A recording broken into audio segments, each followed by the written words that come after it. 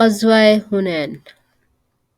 مکہ کی فتح ایک اچانک ضرب کے بعد حاصل ہوئی تھی، جس پر عرب ششدر تھے اور ہمسایہ قبائل میں اتنی سکت نہ تھی کہ اس ناگہانی امر واقعہ کو دفع کر سکیں۔ اس لیے بعض اڑیل طاقتور متکبر قبائل کو چھوڑ کر بقیہ سارے قبیلوں نے سپر ڈال دی تھی۔ اڑیل قبیلوں میں حوازن اور ثقیف سر فہرست تھے۔ ان کے ساتھ مضر، جشم اور سعد بن بکر کے قبائل اور بنو ہلال کے کچھ لوگ بھی شامل ہو گئے تھے۔ ان سب قبیلوں کا تعلق قیس اعلان سے تھا۔ انہیں یہ بات اپنی خودی اور عزت نفس کے خلاف معلوم ہو رہی تھی کہ مسلمانوں کے سامنے سپر انداز ہو جائیں۔ اس لیے ان قبائل نے مالک بن عوف نصری کے پاس جمع ہو کر طے کیا کہ مسلمانوں پر یلغار کی جائے، دشمن کی روانگی اور اوطاس میں پڑاؤ۔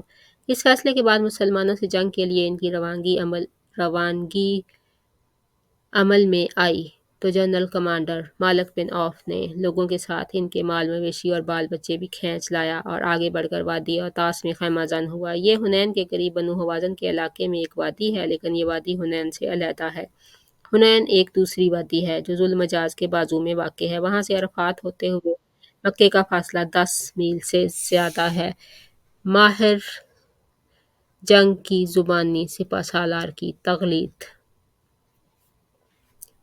اوطاس میں اترنے کے بعد لوگ کمانڈر کے پاس جمع ہوئے۔ ان میں درید بن سما بھی تھا۔ یہ بہت بوڑھا ہو چکا تھا اور اب اپنی جنگی واقفیت اور مشورہ کے سوا کچھ کرنے کے لائق نہ تھا، لیکن وہ اصلاً بڑا بہادر اور ماہر جنگجو رہ چکا تھا۔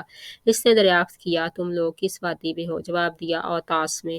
اس نے کہا، یہ سواروں کی بہترین جولان گاہ ہے، نہ پتھریلی اور کھائی دار ہے، نہ بھربری نشیب، لیکن کیا بات ہے کہ میں اونٹوں کی بلبلاہٹ، گدھوں کی ڈھینچ، بچوں کا گریہ اور بکریوں کی ممیاہٹ سن رہا ہوں۔ لوگوں نے کہا، مالک بن عوف فوج کے ساتھ ان کی عورتیں، بچے اور مال مویشی بھی کھینچ لایا ہے۔ اس پر درید نے مالک کو بلایا اور پوچھا، تم نے ایسا کیوں کیا ہے؟ اس نے کہا، میں نے سوچا کہ ہر آدمی کے پیچھے اس کے اہل اور مال کو لگا دوں تاکہ وہ ان کی حفاظت کے جذبے کے ساتھ جنگ کرے۔ درید نے کہا، واللہ تم نرے بھیڑوں کے چرواہے ہو، بلا شکست کھانے والے کو بھی کوئی چیز روک سکتی ہے۔ دیکھو، اگر جنگ میں تم غالب رہتے ہو تو بھی تمہارے لیے شمشیر و سناں سے مسلح آدمی ہی مفید ہے، اور اگر شکست کھا گئے تو پھر تمہیں اپنے اہل اور مال کے سلسلے میں رسوا ہونا پڑے گا۔ پھر درید نے بعض قبائل اور سرداروں کے متعلق سوال کیا اور اس کے بعد کہا، اے مالک، تم نے بنو حوازن کی عورتوں اور بچوں کے سواروں کو مد مقابل لا کر کوئی صحیح کام نہیں کیا۔ انہیں ان کے علاقے کے محفوظ مقامات اور ان کی قوم کی بالائی جگہوں میں بھیج دو، اس کے بعد گھوڑوں کی پیٹھ پر بیٹھ کر بد دینوں سے ٹکر لو۔ اگر تم نے فتح حاصل کی تو پیچھے والے تم سے آن ملیں گے، اور اگر تمہیں شکست سے دوچار ہونا پڑا تو تمہارے اہل و عیال اور مال مویشی بہرحال محفوظ رہیں گے۔ لیکن جنرل کمانڈر مالک نے یہ مشورہ مسترد کر دیا اور کہا، خدا کی قسم، میں ایسا نہیں کر سکتا۔ تم بوڑھے ہو چکے ہو اور تمہاری عقل بھی بوڑھی ہو چکی ہے۔ واللہ یا تو حوازن میری اطاعت کریں یا میں اس تلوار پر ٹیک لگا دوں گا اور یہ میری پیٹھ کے آر پار نکل جائے گی۔ در حقیقت مالک کو یہ گوارا نہ ہوا کہ اس جنگ میں درید کا بھی نام یا مشورہ شامل ہو۔ حوازن نے کہا، ہم نے تمہاری اطاعت کی۔ اس پر درید نے کہا، یہ ایسی جنگ ہے جس میں میں نہ صحیح طور پر شریک ہوں اور نہ بالکل الگ ہوں۔ کاش میں اس میں جوان ہوتا، تگ و تاز اور بھاگ دوڑ کرتا، ٹانگ کے لمبے بالوں والے اور میانہ قسم کی بکری جیسے گھوڑے کی قیادت کرتا۔ دشمن کے جاسوس۔ اس کے بعد مالک کے وہ جاسوس آئے جو مسلمانوں کے حالات کا پتہ لگانے پر مامور کیے گئے تھے۔ ان کی حالت یہ تھی کہ ان کا جوڑ ٹوٹ پھوٹ گیا تھا۔ مالک نے کہا، تمہاری تباہی ہو، تمہیں کیا ہو گیا ہے؟ انہوں نے کہا، ہم نے کچھ چتکبرے گھوڑوں پر سفید انسان دیکھے اور اتنے میں واللہ ہماری وہ حالت ہو گئی جسے تم دیکھ رہے ہو۔ رسول اللہ صلی اللہ علیہ وسلم کے جاسوس۔ ادھر رسول اللہ صلی اللہ علیہ وسلم کو بھی دشمن کی روانگی کی خبریں مل چکی تھیں، چنانچہ آپ نے ابو حضرت اسلمی رضی اللہ عنہ کو یہ حکم دے کر روانہ فرمایا کہ لوگوں کے درمیان گھس کر قیام کریں اور ان کے حالات کا ٹھیک ٹھیک پتہ لگا کر واپس آئیں اور آپ کو اطلاع دیں۔ انہوں نے ایسا ہی کیا۔ رسول اللہ صلی اللہ علیہ وسلم مکہ سے حنین کی طرف۔ سنیچر 6 شوال سن 8 ہجری کو رسول اللہ صلی اللہ علیہ وسلم نے مکہ سے کوچ فرمایا۔ آج آپ کو مکہ میں آئے ہوئے 19واں دن تھا۔ 12,000 کی فوج آپ کے ہم رکاب تھی، 10,000 وہ جو فتح مکہ کے لیے آپ کے ہمراہ تشریف لائی تھی، اور 2,000 باشندگان مکہ سے جن میں اکثریت نو مسلموں کی تھی۔ نبی صلی اللہ علیہ وسلم نے صفوان بن امیہ سے 100 زرہیں، ما آلات، اوزار ادھار لیں، اور عطا بن اسید رضی اللہ عنہ کو مکہ کا گورنر مقرر فرمایا۔ دوپہر بعد ایک سوار نے آ کر بتایا کہ میں نے فلاں اور فلاں پہاڑ پر چڑھ کر دیکھا تو کیا دیکھتا ہوں کہ بنو حوازن سب کے سب ہی آگے ہیں، ان کی عورتیں، چوپائے اور بکریاں سب ساتھ ہیں۔ رسول اللہ صلی اللہ علیہ وسلم نے تبسم فرماتے ہوئے فرمایا، یہ سب انشاءاللہ کل مسلمانوں کا مال غنیمت ہوگا۔ رات آئی تو حضرت انس بن ابی مرثد غنوی رضی اللہ عنہ نے رضاکارانہ طور پر سنتری کے فرائض انجام دیے۔ حنین جاتے ہوئے لوگوں نے بیر کا ایک بڑا سا ہرا درخت دیکھا جس کو ذات انوات کہا جاتا ہے۔ مشرکین عرب اس پر اپنے ہتھیار لٹکاتے تھے، اس کے پاس جانور ذبح کرتے تھے اور وہاں درگاہ اور میلہ لگاتے تھے۔ بعض فوجیوں نے رسول اللہ صلی اللہ علیہ وسلم سے کہا، آپ ہمارے لیے بھی ذات انوات بنا دیجئے جیسے ان کے لیے ذات انوات ہے۔ آپ نے فرمایا، اللہ اکبر، اس ذات کی قسم جس کے ہاتھ میں محمد کی جان ہے، تم نے ویسی ہی بات کہی جیسی موسیٰ علیہ السلام کی قوم نے کہی تھی کہ اجعل لنا الہا کما لہم الہۃ، ہمارے لیے بھی ایک معبود بنا دیجئے جس طرح ان کے لیے معبود ہیں۔ یہ طور طریقے ہیں، تم لوگ بھی یقیناً پہلوں کی طور طریقوں پر سوار ہوگے۔ اثنائے راہ میں بعض لوگوں نے لشکر کی کثرت کے پیش نظر کہا تھا کہ ہم آج ہرگز مغلوب نہیں ہو سکتے، اور یہ بات رسول اللہ صلی اللہ علیہ وسلم پر گراں گزری تھی۔ اسلامی لشکر پر تیر اندازوں کا اچانک حملہ۔ اسلامی لشکر منگل اور بدھ کی درمیانی رات 10 شوال کو حنین پہنچا، لیکن مالک بن عوف یہاں پہلے ہی پہنچ کر اور اپنا لشکر رات کی تاریکی میں اس وادی کے اندر اتار کر اسے راستوں، گزرگاہوں، گھاٹیوں، پوشیدہ جگہوں اور دروں میں پھیلا اور چھپا چکا تھا، اور اسے یہ حکم دے چکا تھا کہ مسلمان جو ہی نمودار ہوں انہیں تیروں سے چھلنی کر دینا، پھر ان پر ایک دم اکٹھے ٹوٹ پڑنا۔ ادھر سحر کے وقت رسول اللہ صلی اللہ علیہ وسلم نے لشکر کی ترتیب و تنظیم فرمائی اور پرچم باندھ باندھ کر لوگوں میں تقسیم کیے۔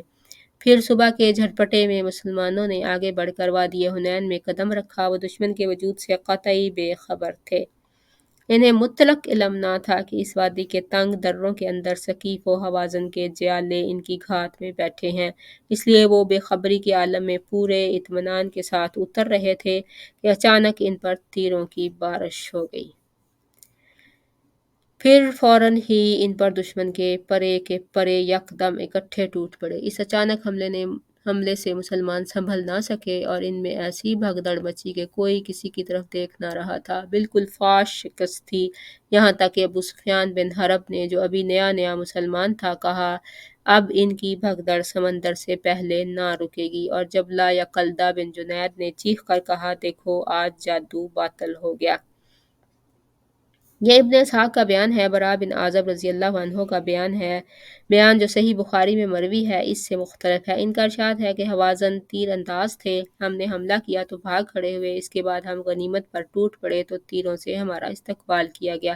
اور حضرت انس کا بیان جو صحیح مسلم میں مروی ہے وہ بظاہر اس سے بھی قدرے مختلف ہے، مگر بڑی حد تک اس کا مؤید ہے۔ حضرت انس کا ارشاد ہے کہ ہم نے مکہ فتح کیا، پھر حنین پر چڑھائی کی، مشرکین اتنی عمدہ صفیں بنا کر آئے جو میں نے کبھی نہیں دیکھی، سواروں کی صف، پھر پیادوں کی صف، پھر ان کے پیچھے عورتیں، پھر بھیڑ بکریاں، پھر دوسرے چوپائے۔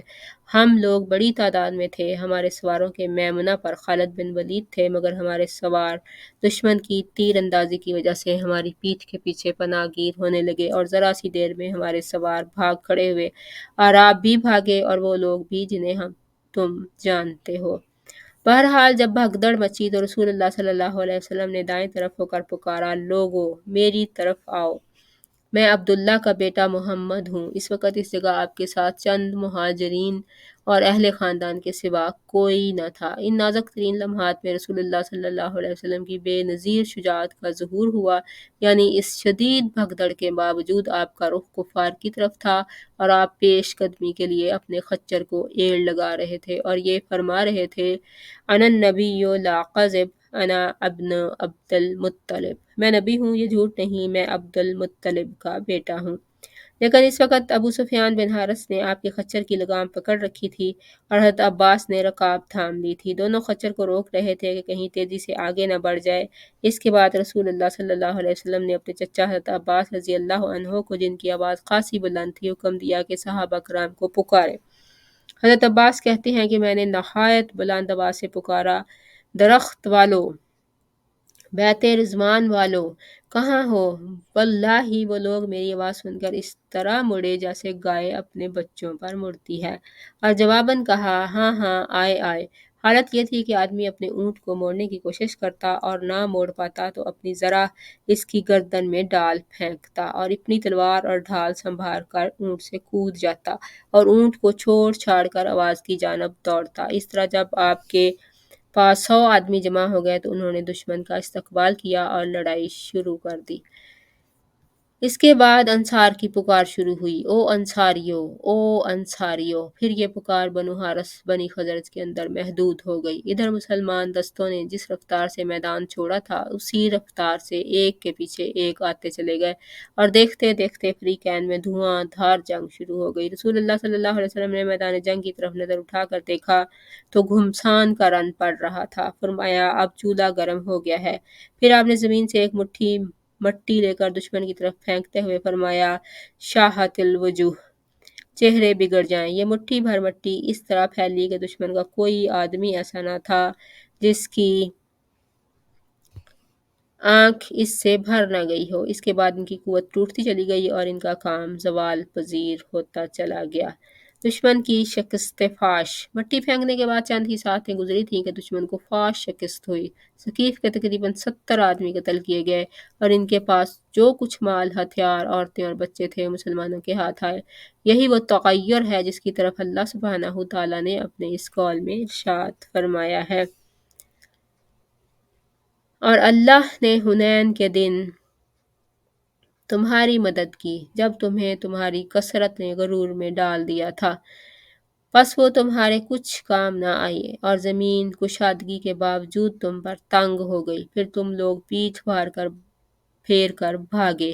پھر اللہ نے اپنے رسول اور مومنین پر اپنی سکینت نازل کی اور ایسا لشکر نازل کیا جسے تم نے نہیں دیکھا اور کفر کرنے والوں کو سزا دی، اور یہی کافروں کا بدلہ ہے۔ تعاقب: شکست کھانے کے بعد دشمن کے ایک گروہ نے طائف کا رخ کیا، ایک نخلا کی طرف بھاگا اور ایک نے اوطاس کی راہ لی۔ رسول اللہ صلی اللہ علیہ وسلم نے ابو عامر اشعری رضی اللہ عنہ کی سرکردگی میں تعاقب کرنے والوں کی ایک جماعت اوطاس کی طرف روانہ کی۔ فریقین میں تھوڑی سی جھڑپ ہوئی اور اس کے بعد مشرکین بھاگ کھڑے ہوئے، البتہ اسی جھڑپ میں اس دستے کے کمانڈر ابو عامر اشعری رضی اللہ عنہ شہید ہو گئے۔ مسلمان شاہ سواروں کی ایک دوسری جماعت نے نخلا کی طرف پسپا ہونے والے مشرکین کا تعاقب کیا اور درید بن سما کو جا پکڑا، جسے ربیعہ بن رفیع نے قتل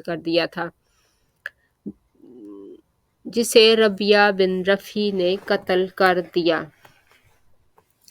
شکست خوردہ مشرکین کے تیسرے اور سب سے بڑے گروہ کے تعاقب میں جس نے طائف کی راہ لی تھی، خود رسول اللہ صلی اللہ علیہ وسلم مال غنیمت جمع فرمانے کے بعد روانہ ہوئے۔ مال غنیمت یہ تھا: قیدی 6,000، اونٹ 24,000، بکری 40,000 سے زیادہ، چاندی 4,000 اوقیہ یعنی 1,60,000 درہم، جس کی مقدار 6 کوئنٹل سے چند ہی کلو کم ہوتی ہے۔ رسول اللہ صلی اللہ علیہ وسلم نے ان سب کو جمع کرنے کا حکم دیا، پھر اسے جعرانہ میں روک کر حضرت مسعود بن عمرو غفاری کی نگرانی میں دے دیا اور جب تک غزوہ طائف سے فارغ نہ ہو گئے اسے تقسیم نہ فرمایا۔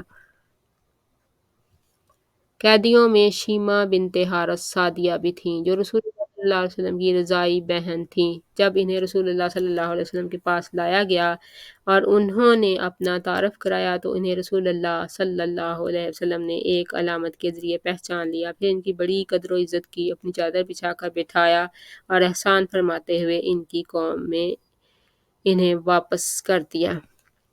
غزوہ طائف۔ یہ غزوہ در حقیقت غزوہ حنین کا پھیلاؤ ہے، چونکہ حوازن اور ثقیف کے بیشتر شکست خوردہ افراد اپنے جنرل کمانڈر مالک بن عوف نصری کے ساتھ بھاگ کر طائف ہی آئے تھے اور یہیں قلعہ بند ہو گئے تھے، لہٰذا رسول اللہ صلی اللہ علیہ وسلم نے حنین سے فارغ ہو کر اور جعرانہ میں مال غنیمت جمع فرما کر اسی ماہ شوال سن 8 ہجری میں طائف کا قصد فرمایا۔ اس مقصد کے لیے خالد بن ولید رضی اللہ عنہ کی سرکردگی میں 1000 فوج کا ہراول دستہ روانہ کیا گیا۔ پھر آپ نے خود طائف کا رخ فرمایا، راستہ میں نخلہ یمانیہ، پھر کن منازل، پھر لیہ سے گزر ہوا۔ لیہ میں مالک بن عوف کا ایک قلعہ تھا، آپ نے اسے منہدم کروا دیا۔ پھر سفر جاری رکھتے ہوئے طائف پہنچے اور قلعہ طائف کے قریب خیمہ زن ہو کر اس کا محاصرہ کر لیا۔ محاصرے نے قدرے طول پکڑا، چنانچہ صحیح مسلم میں حضرت انس کی روایت ہے کہ یہ 40 دن تک جاری رہا۔ اہل سیر سے بعض نے اس کی مدت 20 دن بتائی ہے، بعض نے 10 دن سے زیادہ، بعض نے 18 دن اور بعض نے 15 دن۔ دوران محاصرہ دونوں اطراف سے تیر اندازی اور پتھر بازی کے واقعات بھی پیش آتے رہے، بلکہ پہل جب مسلمانوں نے محاصرہ کیا تو قلعہ کے اندر سے ان پر اس شدت سے تیر اندازی کی گئی کہ معاملہ ہوتا تھا ٹڈی دل چھایا ہوا ہے۔ اس سے متعدد مسلمان زخمی ہوئے، 12 شہید ہوئے اور انہیں اپنا کیمپ اٹھا کر موجودہ مسجد طائف کے پاس لے جانا پڑا۔ رسول اللہ صلی اللہ علیہ وسلم نے اس صورتحال سے نمٹنے کے لیے اہل طائف پر منجنیق نصب کی اور متعدد گولے پھینکے، جس سے قلعہ کی دیوار میں شگاف پڑ گیا اور مسلمانوں کی ایک جماعت دوبابہ کے اندر گھس کر آگ لگانے کے لیے دیوار تک پہنچ گئی، لیکن دشمن نے ان پر لوہے کے جلتے ٹکڑے پھینکے، جس سے مجبور ہو کر مسلمان دوبابہ کے نیچے سے باہر نکل آئے، مگر باہر نکلے تو دشمن نے ان پر تیروں کی بارش کر دی، جس سے بعض مسلمان شہید ہو گئے۔ رسول اللہ صلی اللہ علیہ وسلم نے دشمن کو زیر کرنے کے لیے ایک اور جنگی حکمت عملی کے طور پر حکم دیا کہ انگور کے درخت کاٹ کر جلا دیے جائیں۔ مسلمانوں نے ذرا بڑھ چڑھ کر ہی کٹائی کر دی۔ اس پر ثقیف نے اللہ اور قرابت کا واسطہ دے کر گزارش کی کہ درختوں کو کاٹنا بند کر دیں۔ آپ نے اللہ کے واسطے اور قرابت کی خاطر ہاتھ روک لیا۔ دوران محاصرہ رسول اللہ صلی اللہ علیہ وسلم کے منادی نے اعلان کیا، جو غلام قلعہ سے اتر کر ہمارے پاس آ جائے وہ آزاد ہے۔ اس اعلان پر 23 آدمی قلعہ سے نکل کر مسلمانوں میں آ شامل ہوئے، انہی میں حضرت ابو بکرہ رضی اللہ عنہ بھی تھے۔ وہ قلعہ کی دیوار پر چڑھ کر ایک چرخی یا گراری کی مدد سے، جس کے ذریعے ہٹ سے پانی کھینچا جاتا ہے، لٹک کر نیچے آئے تھے۔ چونکہ گراری کو عربی میں بکرہ کہتے ہیں، اس لیے رسول اللہ صلی اللہ علیہ وسلم نے ان کی کنیت ابو بکرہ رکھ دی۔ ان سب غلاموں کو رسول اللہ صلی اللہ علیہ وسلم نے آزاد کر دیا اور ہر ایک کو ایک ایک مسلمان کے حوالے کر دیا کہ اسے سامان بہم پہنچائے۔ یہ حادثہ قلعہ والوں کے لیے بڑا جان کا تھا۔ جب محاصرہ طول پکڑ گیا اور قلعہ قابو میں آتا نظر نہ آیا اور مسلمانوں پر تیروں کی بارش اور گرم لوہوں کی زد پڑی اور ادھر اہل قلعہ نے سال بھر کا سامان خورد و نوش بھی جمع کر لیا، تو رسول اللہ صلی اللہ علیہ وسلم نے نوفل بن معاویہ دہلی سے مشورہ طلب کیا۔ اس نے کہا، لومڑی اپنے بھٹ میں گھس گئی ہے، اگر آپ اس پر ڈٹے رہے تو پکڑ لیں گے اور اگر چھوڑ کر چلے گئے تو وہ آپ کا کچھ بگاڑ نہیں سکتی۔ یہ سن کر رسول اللہ صلی اللہ علیہ وسلم نے محاصرہ ختم کرنے کا فیصلہ فرما لیا اور حضرت عمر بن خطاب رضی اللہ عنہ کے ذریعے لوگوں میں اعلان کرا دیا کہ ہم انشاءاللہ کل واپس ہوں گے۔ لیکن یہ اعلان صحابہ کرام پر گراں گزرا۔ وہ کہنے لگے، طائف فتح کیے بغیر واپس ہوں گے۔ رسول اللہ صلی اللہ علیہ وسلم نے فرمایا، اچھا تو کل صبح لڑائی پر چلنا ہے۔ چنانچہ دوسرے دن لوگ لڑائی پر گئے، لیکن چوٹ کھانے کے سوا کچھ حاصل نہ ہوا، تو اس کے بعد آپ نے پھر فرمایا کہ ہم انشاءاللہ کل واپس ہوں گے۔ اس پر لوگوں میں خوشی کی لہر دوڑ گئی اور انہوں نے بے چون و چرا رخت سفر باندھنا شروع کر دیا۔ یہ کیفیت دیکھ کر رسول اللہ صلی اللہ علیہ وسلم مسکراتے رہے۔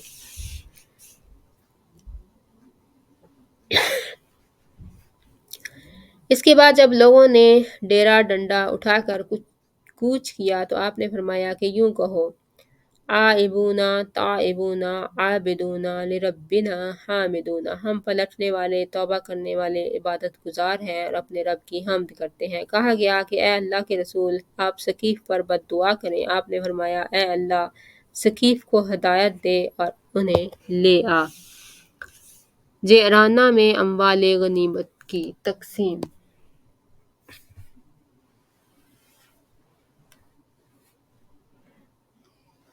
رسول اللہ صلی اللہ علیہ وآلہ وسلم طائف سے محاصرہ ختم کر کے واپس آئے تو جعرانہ میں کئی روز مال غنیمت تقسیم کیے بغیر ٹھہرے رہے۔ اس تاخیر کا مقصد یہ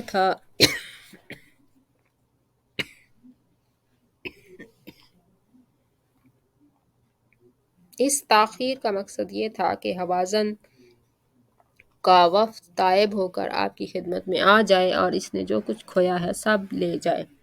لیکن تاخیر کے باوجود جب آپ کے پاس کوئی نہ آیا تو آپ نے مال کی تقسیم شروع کر دی، تاکہ قبائل کے سردار اور مکہ کے اشراف جو بڑی حرص سے جھانک رہے تھے ان کی زبان خاموش ہو جائے۔ مؤلفۃ القلوب کی قسمت نے سب سے پہلے یاوری کی اور انہیں بڑے بڑے حصے دیے گئے۔ ابو سفیان بن حرب کو 40 اوقیہ، کچھ کم 6 کلو چاندی اور 100 اونٹ عطا کیے گئے۔ اس نے کہا، میرا بیٹا یزید، آپ نے اتنا ہی یزید کو بھی دیا۔ اس نے کہا، اور میرا بیٹا معاویہ، آپ نے اتنا ہی معاویہ کو بھی دیا۔ یعنی تنہا ابو سفیان کو اس کے بیٹوں سمیت تقریباً 18 کلو چاندی اور 300 اونٹ حاصل ہو گئے۔ حکیم بن حزام کو 100 اونٹ دیے گئے۔ اس نے مزید 100 اونٹوں کا سوال کیا تو اسے پھر 100 اونٹ دیے گئے۔ اسی طرح صفوان بن امیہ کو 100 اونٹ، پھر 100 اونٹ اور پھر 100 اونٹ، یعنی 300 اونٹ دیے گئے۔ حارث بن کلدہ کو بھی 100 اونٹ دیے گئے اور کچھ مزید کرشی و غیر کرشی رؤسا کو 100 اونٹ دیے گئے۔ کچھ دوسروں کو 50 اور 40 اونٹ دیے گئے، یہاں تک کہ لوگوں میں مشہور ہو گیا کہ محمد صلی اللہ علیہ وسلم اس طرح بے دریغ عطیہ دیتے ہیں کہ انہیں فقر کا اندیشہ ہی نہیں۔ چنانچہ مال کی طلب میں بدو آپ پر ٹوٹ پڑے اور آپ کو ایک درخت کی جانب سمٹنے پر مجبور کر دیا۔ اتفاق سے آپ کی چادر درخت میں پھنس کر رہ گئی۔ آپ نے فرمایا، لوگوں میری چادر دے دو، اس ذات کی قسم جس کے ہاتھ میں میری جان ہے، اگر میرے پاس تہامہ کے درختوں کی تعداد میں بھی چوپائے ہوں تو انہیں بھی تم پر تقسیم کر دوں گا، پھر تم مجھے نہ بخیل پاؤ گے، نہ بزدل، نہ جھوٹا۔ اس کے بعد آپ نے اپنے اونٹ کے بازو میں کھڑے ہو کر اس کی کوہان سے کچھ بال لیے اور چٹکی میں رکھ کر بلند کرتے ہوئے فرمایا، لوگو، واللہ میرے لیے تمہارے مال فے میں سے کچھ بھی نہیں، حتیٰ کہ اتنا بال بھی نہیں، صرف خمس ہے اور خمس بھی تم پر ہی پلٹا دیا جاتا ہے۔ مؤلفۃ القلوب کو دینے کے بعد رسول اللہ صلی اللہ علیہ وسلم نے حضرت زید بن ثابت رضی اللہ عنہ کو حکم دیا کہ مال غنیمت اور فوج کو یکجا کر کے لوگوں پر غنیمت کی تقسیم کا حساب لگائیں۔ انہوں نے ایسا کیا تو ایک فوجی کے حصے میں 4 اونٹ اور 40 بکریاں آئیں۔ جو شاہ سوار تھے اسے 12 اونٹ اور 120 بکریاں ملیں۔ یہ تقسیم ایک حکیمانہ سیاست پر مبنی تھی، کیونکہ دنیا میں بہت سے لوگ ایسے ہیں جو اپنی عقل کے راستے سے نہیں بلکہ پیٹ کے راستے سے حق پر لائے جاتے ہیں۔ اللہ اکبر۔ یعنی جس طرح جانوروں کو ایک مٹھی ہری گھاس دکھلا دیجیے اور وہ اس کی طرف بڑھتے لپکتے اپنے محفوظ ٹھکانے تک جا پہنچتے ہیں، اسی طرح مذکورہ قسم کے انسانوں کے لیے بھی مختلف ڈھنگ کے اسباب کشش کی ضرورت پڑتی ہے تاکہ وہ ایمان سے مانوس ہو کر اس کے لیے پرجوش بن جائیں۔ لا حول ولا قوت الا باللہ۔ انصار کا حزن و اضطراب۔ یہ سیاست پہلے سمجھی نہ جا سکی، اس لیے کچھ زبانوں پر حرف اعتراض آ گیا۔ انصار پر خصوصاً اس سیاست کی زد پڑی تھی کیونکہ وہ سب کے سب حنین کے ان عطایا سے بالکلیہ محروم رکھے گئے، حالانکہ مشکل کے وقت انہی کو پکارا گیا تھا اور وہی اڑ کر آئے تھے اور رسول اللہ صلی اللہ علیہ وسلم کے ساتھ مل کر اس طرح جنگ کی تھی کہ فاش شکست شاندار فتح میں تبدیل ہو گئی تھی، لیکن اب وہ دیکھ رہے تھے کہ بھاگنے والوں کے ہاتھ پر ہیں اور وہ خود محروم و تہی دست۔ ابن اسحاق نے ابو سعید خدری رضی اللہ عنہ سے روایت کی ہے کہ جب رسول اللہ صلی اللہ علیہ وسلم نے قریش اور قبائل عرب کو وہ عطیہ دیے اور انصار کو کچھ نہ دیا تو انصار نے جی ہی جی میں پیچ و تاب کھایا اور ان میں بہت چیمگوئیاں ہوئیں، یہاں تک کہ ایک کہنے والے نے کہا خدا کی قسم رسول اللہ اپنی قوم سے جا ملے ہیں۔ اس کے بعد حضرت سعد بن عبادہ رضی اللہ عنہ آپ کے پاس حاضر ہوئے اور عرض کیا یا رسول اللہ، آپ نے اس حاصل شدہ مال فہ میں جو کچھ کیا ہے اس پر انصار اپنے جی ہی جی میں آپ پر پیچ و تاب کھا رہے ہیں۔ آپ نے اسے اپنی قوم میں تقسیم فرمایا۔ اب قبائل عرب کو بڑے بڑے عطیہ دیے لیکن انصار کو کچھ نہ دیا۔ آپ نے فرمایا اے سعد اس بارے میں تمہارا کیا خیال ہے؟ انہوں نے کہا یا رسول اللہ میں بھی تو اپنی قوم ہی کا ایک آدمی ہوں۔ آپ نے فرمایا اچھا تو اپنی قوم کو اس چھول داری میں جمع کرو۔ سعد نے نکل کر انصار کو اس چھول داری میں جمع کیا، کچھ مہاجرین بھی آ گئے تو انہیں داخل ہونے دیا، پھر کچھ دوسرے لوگ بھی آ گئے تو انہیں واپس کر دیا۔ جب سب لوگ جمع ہو گئے تو حضرت سعد نے رسول اللہ صلی اللہ علیہ وسلم کی خدمت میں حاضر ہو کر عرض کیا کہ قبیلہ انصار آپ کے لیے جمع ہو گیا ہے۔ رسول اللہ صلی اللہ علیہ وسلم ان کے پاس تشریف لائے، اللہ کی حمد و ثنا کی، پھر فرمایا انصار کے لوگوں، تمہاری یہ کیا چیمگوئی ہے جو میرے علم میں آئی ہے، اور یہ کیا ناراضگی ہے جو جی ہی جی میں تم نے مجھ پر محسوس کی ہے؟ کیا ایسا نہیں کہ میں تمہارے پاس اس حالت میں آیا کہ تم گمراہ تھے، اللہ نے تمہیں ہدایت دی، اور محتاج تھے، اللہ نے تمہیں غنی بنا دیا، اور باہم دشمن تھے، اللہ نے تمہارے دل جوڑ دیے؟ لوگوں نے کہا کیوں نہیں، اللہ اور اس کے رسول کا بڑا فضل و کرم ہے۔ اس کے بعد آپ نے فرمایا انصار کے لوگوں مجھے جواب کیوں نہیں دیتے؟ انصار نے عرض کیا یا رسول اللہ بھلا ہم آپ کو کیا جواب دیں، اللہ اور اس کے رسول کا فضل و کرم ہے۔ آپ نے فرمایا دیکھو خدا کی قسم اگر تم چاہو تو کہہ سکتے ہو اور سچ ہی کہو گے اور تمہاری بات سچ ہی مانی جائے گی کہ آپ ہمارے پاس اس حالت میں آئے کہ آپ کو جھٹلایا گیا تھا، ہم نے آپ کی تصدیق کی، آپ کو بے یار و مددگار چھوڑ دیا گیا تھا، ہم نے آپ کی مدد کی، آپ کو دھتکار دیا گیا تھا، ہم نے آپ کو ٹھکانہ دیا، آپ محتاج تھے، ہم نے آپ کی غم گساری کی۔ اے انصار کے لوگوں تم اپنے جی میں دنیا کی اس عارضی دولت کے لیے ناراض ہو گئے جس کے ذریعے میں نے لوگوں کا دل جوڑا تھا تاکہ وہ مسلمان ہو جائیں، اور تم کو تمہارے اسلام کے حوالے کر دیا۔ اے انصار کیا تم اس سے راضی نہیں کہ لوگ اونٹ اور بکریاں لے کر جائیں اور تم رسول اللہ صلی اللہ علیہ وسلم کو لے کر اپنے ڈیروں میں پلٹو؟ اس ذات کی قسم جس کے ہاتھ میں محمد کی جان ہے، اگر ہجرت نہ ہوتی تو میں بھی انصار ہی کا ایک فرد ہوتا، اگر سارے لوگ ایک راہ چلیں اور انصار دوسری راہ چلیں تو میں بھی انصار ہی کی راہ چلوں گا۔ اے اللہ رحم فرما انصار پر اور ان کے بیٹوں پر اور ان کے بیٹوں یعنی پوتوں پر۔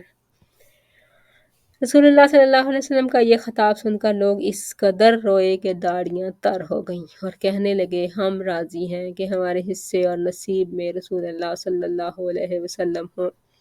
اس کے بعد رسول اللہ صلی اللہ علیہ وسلم واپس ہو گئے اور لوگ بھی بکھر گئے۔ وفد حوازن کی آمد۔ غنیمت تقسیم ہو جانے کے بعد حوازن کا وفد مسلمان ہو کر آ گیا۔ یہ کل 14 آدمی تھے۔ ان کا سربراہ زہیر بن سرد تھا اور ان میں رسول اللہ صلی اللہ علیہ وسلم کا رضاعی چچا ابو برکان بھی تھا۔ وفد نے سوال کیا کہ آپ مہربانی کر کے قیدی اور مال واپس کر دیں اور اس انداز کی بات کی کہ دل پسیج جائے۔ آپ نے فرمایا میرے ساتھ جو لوگ ہیں انہیں دیکھ ہی رہے ہو اور مجھے سچ بات زیادہ پسند ہے، اس لیے بتاؤ کہ تمہیں اپنے بال بچے زیادہ محبوب ہیں یا مال؟ انہوں نے کہا ہمارے نزدیک خاندانی شرف کے برابر کوئی چیز نہیں۔ آپ نے فرمایا اچھا تو جب میں ظہر کی نماز پڑھ لوں تو تم لوگ اٹھ کر کہنا کہ ہم رسول اللہ صلی اللہ علیہ وسلم کو مومنین کی جانب سفارشی بناتے ہیں اور مومنین کو رسول اللہ کی جانب سفارشی بناتے ہیں کہ آپ ہمارے قیدی ہمیں واپس کر دیں۔ اس کے بعد جب آپ نماز سے فارغ ہوئے تو ان لوگوں نے یہی کہا۔ جواباً آپ نے فرمایا جہاں تک اس حصے کا تعلق ہے جو میرا ہے اور بنی عبد المطلب کا ہے تو وہ تمہارے لیے ہے، اور میں ابھی لوگوں سے پوچھے لیتا ہوں۔ اس پر انصار اور مہاجرین نے اٹھ کر کہا، جو کچھ ہمارا ہے وہ سب بھی رسول اللہ صلی اللہ علیہ وسلم کے لیے ہے۔ اس کے بعد اقرا بن حابس نے کہا، لیکن جو کچھ میرا اور بنو تمیم کا ہے وہ آپ کے لیے نہیں۔ اور اعینہ بن حسن نے کہا کہ جو کچھ میرا اور بنو فزارہ کا ہے وہ بھی آپ کے لیے نہیں ہے۔ اور عباس بن مرداس نے کہا، جو کچھ میرا اور بنو سلیم کا ہے وہ بھی آپ کے لیے نہیں۔ اس پر بنو سلیم نے کہا، جی نہیں، جو کچھ ہمارا ہے وہ بھی رسول اللہ صلی اللہ علیہ وسلم کے لیے ہے۔ عباس بن مرداس نے کہا، تم لوگوں نے میری توہین کر دی۔ رسول اللہ صلی اللہ علیہ وسلم نے فرمایا، دیکھو یہ لوگ مسلمان ہو کر آئے ہیں اور اسی غرض سے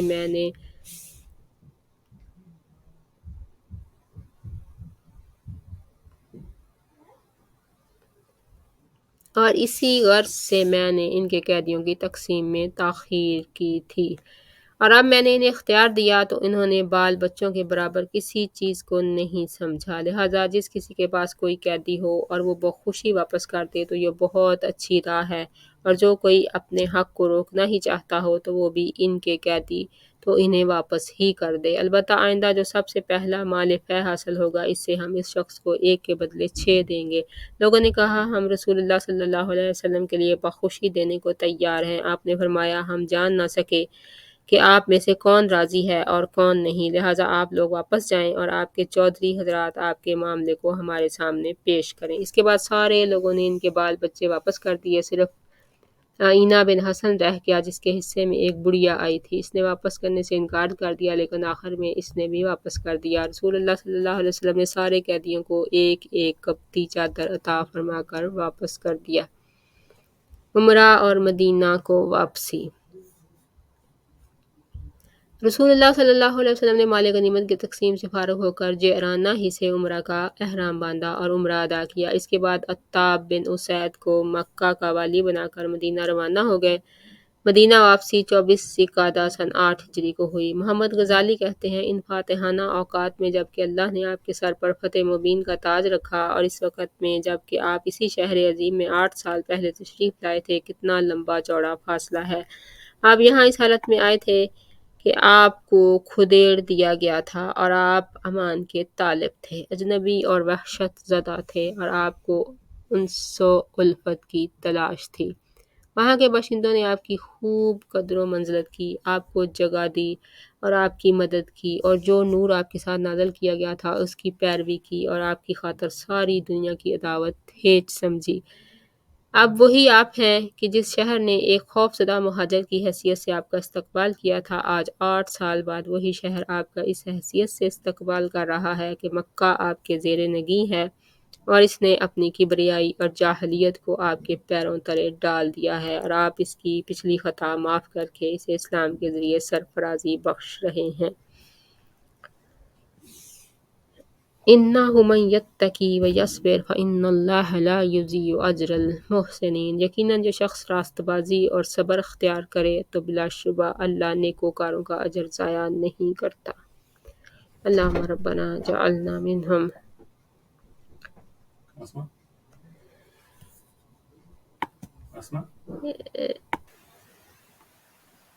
محمد غزالی کہتے ہیں، ان فاتحانہ اوقات میں جب کہ اللہ نے آپ کے سر پر فتح مبین کا تاج رکھا، اس وقت میں جب کہ آپ اسی شہر عظیم میں 8 سال پہلے تشریف لائے تھے، کتنا لمبا چوڑا فاصلہ ہے۔ آپ یہاں اس حالت میں آئے تھے کہ آپ کو کھدیڑ دیا گیا تھا اور آپ امان کے طالب تھے، اجنبی اور وحشت زدہ تھے، اور آپ کو انس و الفت کی تلاش تھی۔ وہاں کے باشندوں نے آپ کی خوب قدر و منزلت کی، آپ کو جگہ دی اور آپ کی مدد کی، اور جو نور آپ کے ساتھ نازل کیا گیا تھا اس کی پیروی کی، اور آپ کی خاطر ساری دنیا کی عداوت ہیچ سمجھی۔ اب وہی آپ ہیں کہ جس شہر نے ایک خوفزدہ مہاجر کی حیثیت سے آپ کا استقبال کیا تھا، آج 8 سال بعد وہی شہر آپ کا اس حیثیت سے استقبال کر رہا ہے کہ مکہ آپ کے زیر نگیں ہے، اور اس نے اپنی کبریائی اور جاہلیت کو آپ کے پیروں تلے ڈال دیا ہے، اور آپ اس کی پچھلی خطا معاف کر کے اسے اسلام کے ذریعے سرفرازی بخش رہے ہیں۔ إِنَّهُ مَن يَتَّقِ وَيَصْبِرْ فَإِنَّ اللَّهَ لَا يُضِيعُ أَجْرَ الْمُحْسِنِينَ۔ یقیناً جو شخص راست بازی اور صبر اختیار کرے تو بلا شبہ اللہ نیکوکاروں کا اجر ضائع نہیں کرتا۔ فتح مکہ کے بعد کے سرایا اور عمال کی روانگی۔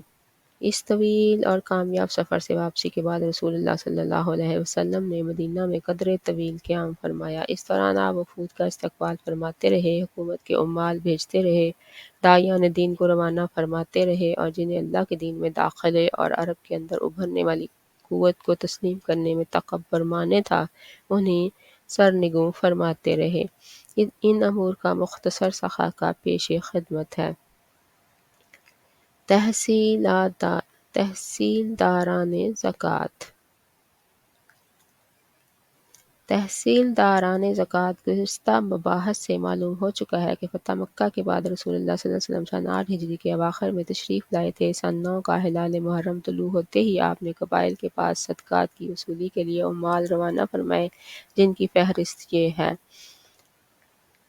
عمال کے نام: عیینہ بن حصن، وہ قبیلہ جس سے زکوٰۃ وصول کرنی تھی بنو تمیم تھا۔ یزید بن الحسین، اسلم اور غفار، عباد بن بشیر، اشہلی، سلیم اور مزینہ۔ رافع بن مقیس، جوہینہ، عمرو بن عاص، بنو فزارہ، ضحاک بن سفیان، بنو کلاب، بشیر بن سفیان، بنو قعب، ابن اللتیبہ، ازدی، بنو ذبیان، مہاجر بن امیہ، شہر صنعا۔ ان کی موجودگی میں ان کے خلاف اسود عنسی نے صنعا میں خروج کیا تھا۔ زیاد بن لبید، علاقہ حضرموت، عدی بن حاتم، طے اور بنو اسد، مالک بن نویرہ، بنو حنظلہ۔ زبرقان بن بدر، بنو سعد کی ایک شاخ، قیس بن عاصم، بنو سعد کی دوسری شاخ، علا بن الحضرمی، علاقہ بحران، علی بن ابی طالب، علاقہ نجران، زکوٰۃ اور جزیہ دونوں وصول کرنے کے لیے۔ واضح رہے کہ یہ سارے عمال محرم سن 9 ہجری میں روانہ نہیں کر دیے گئے تھے، بلکہ بعض کی روانگی خاصی تاخیر سے اس وقت عمل میں آئی تھی جب متعلقہ قبیلہ نے اسلام قبول کر لیا تھا۔ البتہ اس اہتمام کے ساتھ ان عمال کی روانگی کی ابتدا محرم سن 9 ہجری میں ہوئی تھی اور اسی سے صلح حدیبیہ کے بعد اسلامی دعوت کی کامیابی کی وسعت کا اندازہ لگایا جا سکتا ہے۔ باقی رہا فتح مکہ کے بعد کا دور، تو اس میں 2 لوگ اللہ کے دین میں فوج در فوج داخل ہوئے۔ سرایا: جس طرح قبائل کی طرف زکوٰۃ وصول کرنے کے لیے عمال بھیجے گئے، اسی طرح جزیرۃ العرب کے عام علاقوں میں امن و امان قائم ہو چکنے کے باوجود بعض مقامات پر متعدد فوجی مہمات بھی بھیجنی پڑیں۔ فہرست یہ ہے: سریہ عیینہ بن حصن فزاری، محرم سن 9 ہجری۔ عیینہ کو 50 سواروں کی کمان دے کر بنو تمیم کے پاس بھیجا گیا۔ وجہ یہ تھی کہ بنو تمیم نے قبائل کو بھڑکا کر جزیہ کی ادائیگی سے روک دیا تھا۔ اس مہم میں کوئی مہاجر یا انصاری نہ تھا۔ عیینہ بن حصن رات کو چلتے اور دن کو چھپتے ہوئے آگے بڑھے، یہاں تک کہ صحرا میں بنو تمیم پر حلہ بول دیا۔ وہ لوگ پیٹھ پھیر کر بھاگے اور ان کے 11 آدمی، 21 عورتیں اور 30 بچے گرفتار ہوئے، جنہیں مدینہ لا کر رملہ بن حارث کے مکان میں ٹھہرایا گیا۔ رملہ بنت حارث کے مکان میں ٹھہرایا گیا۔ پھر ان کے سلسلے میں بنو تمیم کے 10 سردار آئے اور نبی صلی اللہ علیہ وسلم کے دروازے پر جا کر یوں آواز لگائی: اے محمد، ہمارے پاس آؤ۔ آپ باہر تشریف لائے تو یہ لوگ آپ سے چمٹ کر باتیں کرنے لگے۔ پھر آپ ان کے ساتھ ٹھہرے رہے یہاں تک کہ ظہر کی نماز پڑھائی۔ اس کے بعد مسجد نبی کے صحن میں بیٹھ گئے۔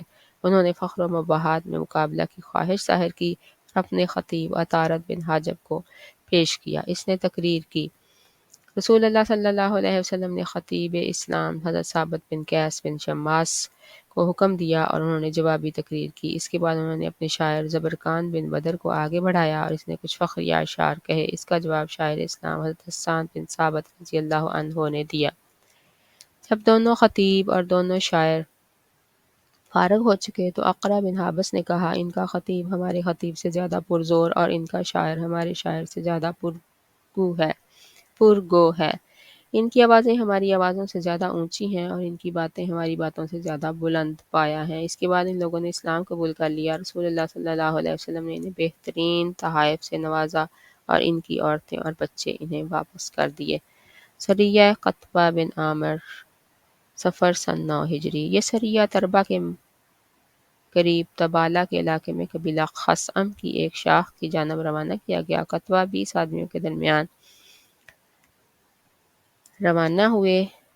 10 تھے 10 اونٹ تھے جن پر لوگ باری باری سوار ہوتے تھے۔ مسلمانوں نے شب خون مارا جس پر سخت لڑائی بھڑک اٹھی اور فریقین کے خاصے افراد زخمی ہوئے۔ قطبہ کچھ دوسرے افراد سمیت مارے گئے، تاہم مسلمان بھیڑ بکریوں اور بال بچوں کو مدینہ ہانک لائے۔ سریہ ضحاک بن سفیان کلابی، ربیع الاول سن 9 ہجری۔ یہ سریہ بنو کلاب کو اسلام کی دعوت دینے کے لیے روانہ کیا گیا تھا، لیکن انہوں نے انکار کرتے ہوئے جنگ چھیڑ دی۔ مسلمانوں نے انہیں شکست دی اور ان کا ایک آدمی تہہ طیغ کیا۔ سریہ علقمہ بن مجرز ملتجی، ربیع الاول سن 9 ہجری۔ انہیں 300 آدمی کی کمان دے کر ساحل جدہ کی جانب روانہ کیا۔ وجہ یہ تھی کہ کچھ حبشی ساحل جدہ کے قریب جمع ہو گئے تھے اور وہ اہل مکہ کے خلاف ڈاکہ زنی کرنا چاہتے تھے۔ علقمہ نے سمندر میں اتر کر ایک جزیرہ تک پیش قدمی کی۔ حبشیوں کو مسلمانوں کی آمد کا علم ہوا تو وہ بھاگ کھڑے ہوئے۔ سریہ علی بن ابی طالب، ربیع الاول سن 9 ہجری۔ انہیں قبیلہ تئی کے ایک بت کو جس کا نام کلیسا تھا ڈھانے کے لیے بھیجا گیا۔ آپ کی سرکردگی میں 100 اونٹ اور 50 گھوڑوں سمیت 150 آدمی تھے۔ جھنڈیاں کالی اور پھریرہ سفید تھا۔ مسلمانوں نے فجر کے وقت حاتم طائی کے محلہ پر چھاپا مار کر کلس کو ڈھا دیا اور قیدیوں، چوپایوں اور بھیڑ بکریوں پر قبضہ کر لیا۔ انہی قیدیوں میں حاتم طائی کی صاحبزادی بھی تھیں، البتہ حاتم کے صاحبزادے عدی ملک شام بھاگ گئے۔ مسلمانوں نے کلس کے خزانے میں 3 تلواریں اور 3 زرہیں پائیں اور راستے میں مال غنیمت تقسیم کر لیا، البتہ منتخب مال رسول اللہ صلی اللہ علیہ وسلم کے لیے علیحدہ کر دیا اور آل حاتم کو تقسیم نہیں کیا۔ مدینہ پہنچے تو حاتم کی صاحبزادی نے رسول اللہ صلی اللہ علیہ وسلم سے رحم کی درخواست کرتے ہوئے عرض کیا، یا رسول اللہ صلی اللہ علیہ وسلم، یہاں جو آ سکتا تھا لاپتہ ہے۔ والد گزر چکے ہیں اور میں بڑھیا ہوں، خدمت کرنے کی طاقت نہیں رکھتی۔ آپ مجھ پر احسان کیجئے، اللہ آپ پر احسان کرے گا۔ آپ نے دریافت فرمایا، تمہارے لیے کون آ سکتا تھا؟ بولی، عدی بن حاتم۔ فرمایا، وہی جو اللہ اور رسول سے بھاگا ہے۔ پھر آپ آگے بڑھ گئے۔ دوسرے دن اس نے پھر یہی بات دہرائی اور آپ نے پھر وہی فرمایا جو کل فرمایا تھا۔ تیسرے دن پھر اس نے وہی بات کہی تو آپ نے احسان فرماتے ہوئے اسے آزاد کر دیا۔ اس وقت آپ کے بازو میں ایک صحابی تھے، غالباً حضرت علی رضی اللہ عنہ۔ انہوں نے کہا، آپ صلی اللہ علیہ وسلم سے سواری کا بھی سوال کرو۔ اس نے سواری کا سوال کیا، آپ نے سواری فراہم کرنے کا بھی حکم صادر فرمایا۔ حاتم کی صاحبزادی لوٹ کر اپنے بھائی عدی کے پاس ملک شام گئیں۔ جب ان سے ملاقات ہوئی تو انہیں رسول اللہ صلی اللہ علیہ وسلم کے بارے میں بتلایا کہ آپ نے ایسا کارنامہ انجام دیا ہے کہ تمہارے باپ بھی ویسا نہیں کر سکتے تھے، اس کے پاس رغبت یا خوف کے ساتھ جاؤ۔ چنانچہ عدی کسی امان یا تحریر کے بغیر آپ کی خدمت میں حاضر ہو گئے۔